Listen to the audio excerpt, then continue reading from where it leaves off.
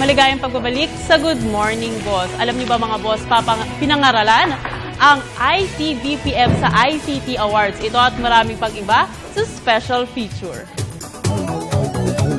Sa pakikipagtulungan ng Canadian Chamber of Commerce of the Philippines, kinanap kamakailan ng isang gabi ng parangal para sa ICBPM industry dito sa Pilipinas. Ang pangunahing layunin ng International ICT Awards Philippines ay upang mas mabigyang pansin ang mabuting dulot ng ganitong klaseng negosyo sa ekonomiya ng bansa at nang mas mapaigting ang international relationship ng Pilipinas sa ibang mga bansa, partikular na sa bansang Canada. We could have supported a number of sectors, but the ICT sector is a very modern sector.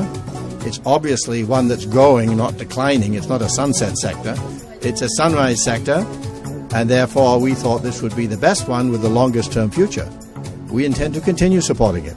Ang nasabing gabi ng parangal ay nilahukan ng mga kasalukuyang at namamayagpag na kumpanya sa larangan ng IT-BPM industry. Why did we come up with this kind of event 8 years ago?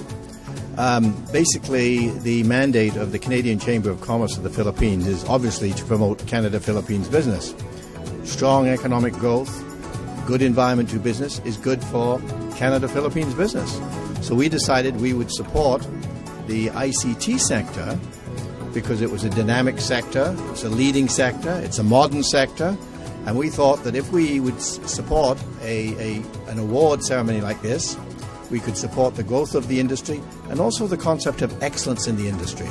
Patuloy ang layunin ng tulungan ng Canadian Chamber of Commerce of the Philippines at IT Business Processing Association of the Philippines na mas lalong pag-ibayuhin ang ganitong klase ng negosyo sa ating bansa.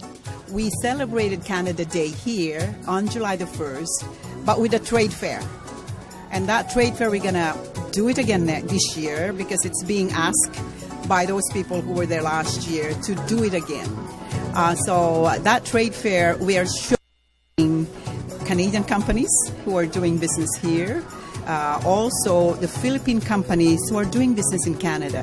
This is to promote our mission and our vision to support, represent, and promote Canada-Philippine business interests.